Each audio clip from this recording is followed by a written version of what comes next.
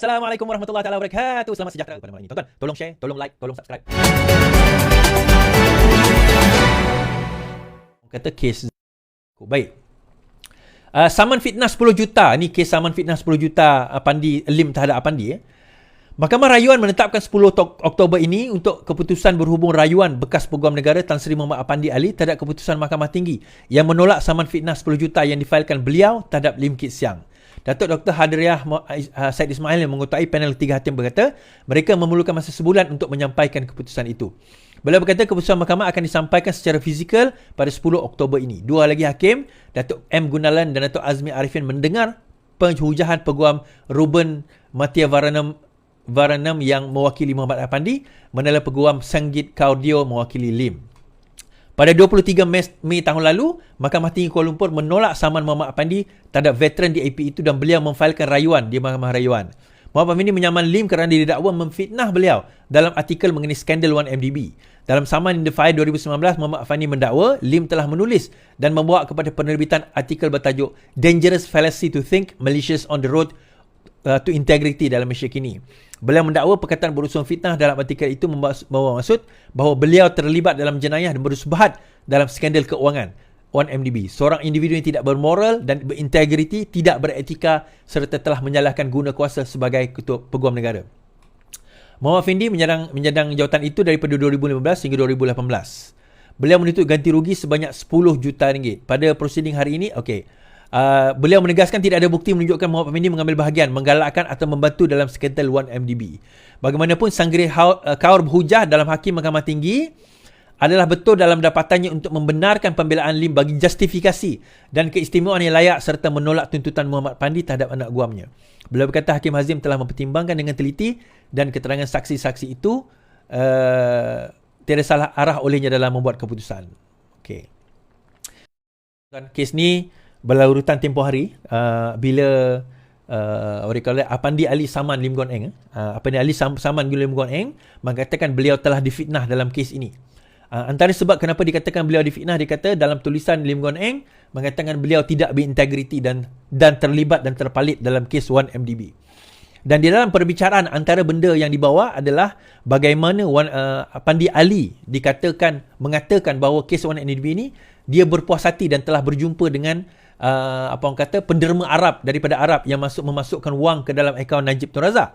So akhirnya di dalam mahkamah tersebut beliau tidak berjaya produce the evidence yang mengatakan sedemikian, dan akhirnya disebabkan oleh itu maka justifikasi ataupun komen yang dibuat oleh Lim Guan Eng itu dianggap adalah betul dan permohonan Apandi untuk menyaman Lim Guan Eng telah pun ditolak oleh mahkamah. Okey, jadi perkara tersebut telah dijadikan reference oleh Mahkamah Tinggi untuk menolak saman tersebut. Kita boleh masuk ke perkara yang utama. Semalam tuan-tuan, ni nak ceritalah semalam. Semalam ucapan daripada Muhyiddin Yassin telah pun mengemukakan bahawa haram bagi mengundi calon bernama Shahrizan di Pulai. Dalam memakai kopiah, dalam cubaan memakai kopiah, si Muhyiddin Yassin mengeluarkan satu fatwa. Dan fatwa dia mengatakan bahawa haram sebenarnya untuk nak mengundi calon Pakatan Harapan ini. Dan semalam dalam satu live TikTok adalah 2-3 orang, seorang lah dia nampak. Dia kenapa kerajaan tak ambil tindakan tegas? Ni dudak dia bising dia. Saya macam dia orang nak suruh saya naik kan, tapi saya macam kadang-kadang tuan-tuan, ialah malaslah saya nak naik nak cerita satu persatu dengan benda orang macam ni. Orang tak faham macam mana prosedur itu berlaku sebenarnya. Saya macam malas nak terangkan. Benda itu akan berlaku. It's just a matter of time. Lepas tu ada orang kata, asyik muka aku je buat police report. Buatlah. Apa yang susah sangat dah buat police report? Kalau kau rasa benda itu mengancam dan sebagainya, buatlah police report. Itu pun nak komplain ke? Tapi lepas tu komplain kenapa kerajaan tak buat laporan, tak buat tangkapan dan sebagainya. Buat je lah police report. Buatlah sebanyak mungkin police report. Kita sebagai rakyat buat police report. Dan akhirnya daripada ucapan tersebut, ini kenyataan polis. Polis buka kertas siasatan kerana fatwa dikeluarkan oleh Muhyiddin.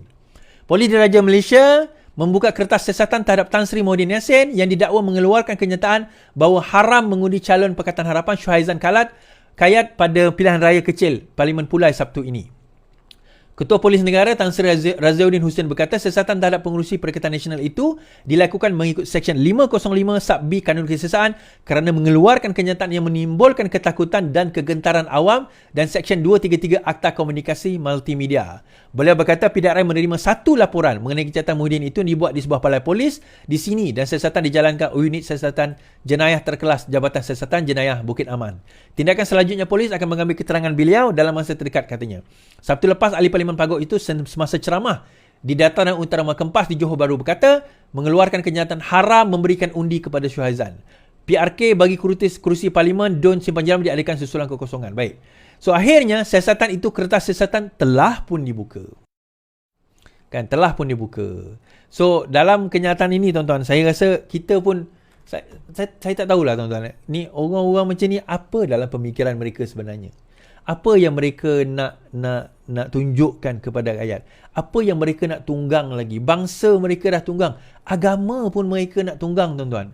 Kadang-kadang saya nak kata pelik, bukanlah pelik sangat. Memang mentaliti dia orang macam tu. Memang mentaliti apa orang kata Muhyiddin Yassin memang begitu. Daripada zaman dahulu lagi. Tuan-tuan, kita tak tahu tuan-tuan. Memang begitulah seadanya. Namun begitu, saya nak ulas panjang-panjang tentang fatwa ini tak perlulah bagi saya. Tak perlu kita nak ulas panjang-panjang. Sebab bagi saya, benda ni terlalu straightforward. Tuan-tuan, baca buku Halal Haram dalam Islam. Baca buku Halal Haram dalam Islam oleh Dr. Yusuf Al-Qardawi. Dr. Yusuf mengatakan bahawa menghalalkan yang haram dan juga mengharamkan yang halal, kedua-duanya adalah syirik. Hukumnya kedua-duanya adalah syirik. Bukan saya cakap, ulama besar Dr. Yusuf Al-Qardawi berkata, menghalalkan yang haram, contohnya arak itu haram, kita kata arak itu halal, itu adalah syirik. Tetapi mengharamkan yang halal, mengundi Syahrizan ni adalah haram, hukum dia, itu juga adalah syirik. Kerana mengundi ni adalah ijtihad. Dia termasuk dalam perkara-perkara harus. Nak buat boleh, tak nak buat tak apa. Tak ada apa dosa pahala kat situ. Tiba-tiba jadi haram, tuan-tuan. Tiba-tiba benda tu jadi haram. Dia satu benda yang sangat-sangat nak memalukan umat Islam yang ialah agama Islam ni dia jadi satu mainan politik. Nak mengharam dan menghalalkan sesuatu mengikut agenda masing-masing. So akhirnya polis telah pun membuka siasatan terhadap terhadap Muhyiddin Yassin berkenaan dengan kes tersebut. Senang. Tak banyak cerita. Telah pun dilakukan. Dan laporan polis tu dibuat di mana? Dibuat dekat Segamat Johor. Dibuat dekat area Johor lah. Orang Johor yang buat. Senang. Bagus macam tu. Baik. Terkini juga. Saya dah tulis dalam Facebook saya.